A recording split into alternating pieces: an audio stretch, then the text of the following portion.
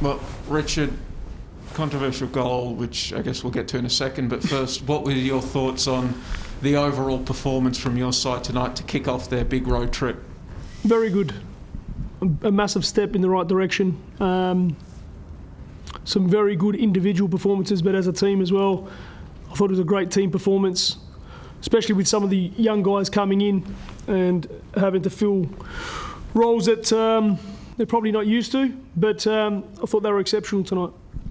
Brandon O'Neill, why was he absent from the squad? Is he back in Perth? Or? He's back in Perth. His lovely partner is having a baby, so he's waiting for the arrival of that. And unfortunately, we can't get back in. So once he comes out, he can't get back in. Joe just alluded to the goal, Richard. A lot of controversy. We've seen stills that suggest the ball looked out. There's suggestions that your player stopped because the ball appeared to be out. What was your take on it? Is that what happened? That's exactly the take on it. Hey? That's exactly my take on it. I've seen the still now, and I've seen that the ball is out. Honestly, where do I go? What do I say to this? Honestly, to be honest, you can't even talk about it anymore. That's. I'm without speech. I'm without speech about it because honestly, it's an ongoing battle, and we either fix the system or we don't use it at all because it's continuously happening in games over and over again. Well, can I just follow that up then? When you say let's fix the system, you're saying the technology doesn't work, the VAR is not fit for purpose, that the broadcasters need to lift their game. Is that what you're saying? Do we have the resources to use it? Are we using it properly? I'm not sure. That's not my job to make comments on that system. But at the moment, it doesn't seem to be getting the right decisions at the right times. And we've seen it in multiple games. And not just our game, but multiple games. So just to follow up on that then, do you think that they should actually not use it until they can use it properly? That's not my decision to make. That's up to the league. But let's not pretend that there's a system in place. Because there's not. I've seen multiple games where, and it keeps happening. This is what I don't understand. It keeps happening. And tonight we're on the end of it.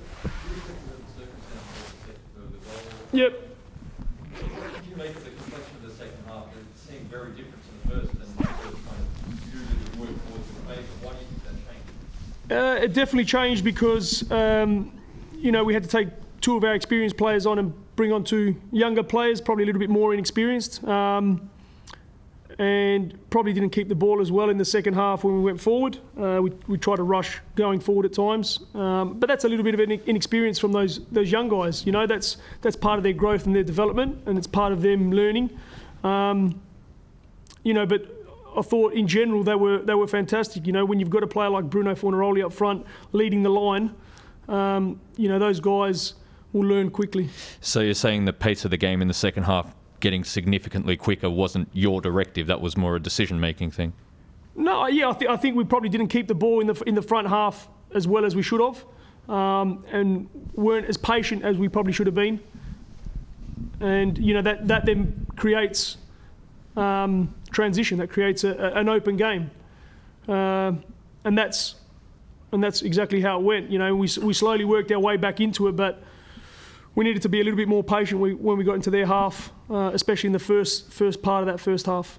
Sorry, Rich, not to labour on the VAR situation, but what was the indication you got? Was it that obviously the referee thought it was a goal, wasn't called out at the time? Did you get told it had gone to VAR? I thought he was going to get called off because our players stopped. You can't have four players stop and think that it didn't go out. And when you speak to the players, they're saying it's 100%, and it's not one, it's four. So when it's four players and they're right there looking at it. With your understanding that the VAR had reviewed it and cleared it? Or? Yes, I was told that it had been reviewed and it was cleared, and so. Just because it's a talking point generally, Daniel Sturridge, during the week you said you would look to build his game time. He wasn't in the squad tonight. What was the situation there? Look, we always had a plan for Daniel to build through.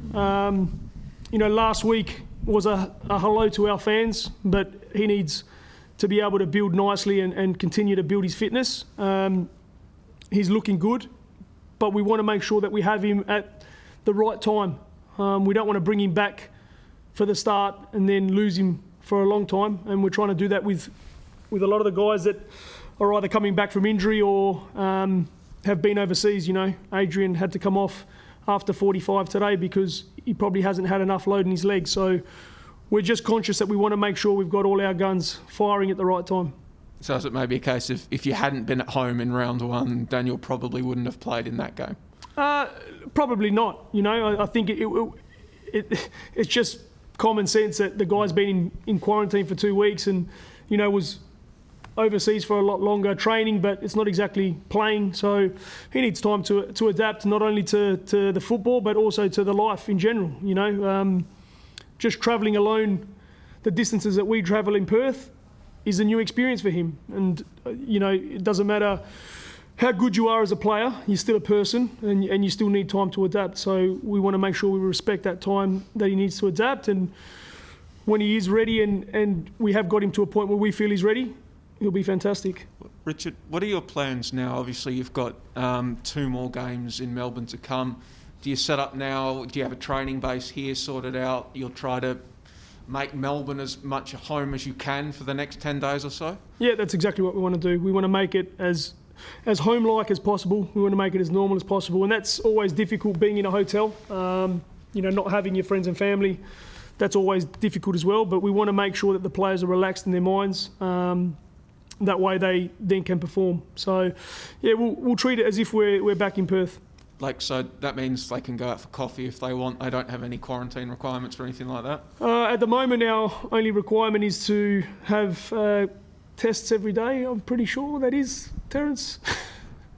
So, yeah, you know, that's probably the only requirement on them. Obviously, we've had a chat to them and make sure that they're doing the right things and making sure they're listening, and we'll give them the right information to try and avoid areas that we think, you know, might be a risk.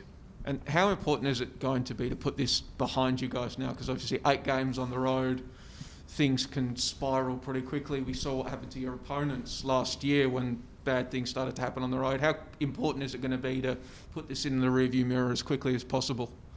Look, I think we've got a fantastic group in there.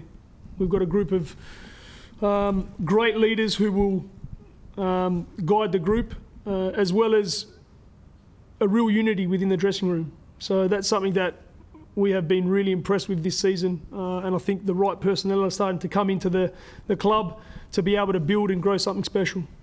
Did you come out tonight unscathed injury-wise? I think Luca Bodner took a little bit of a knock, that's why he had to come off. So we'll have to assess and see how we go in the morning.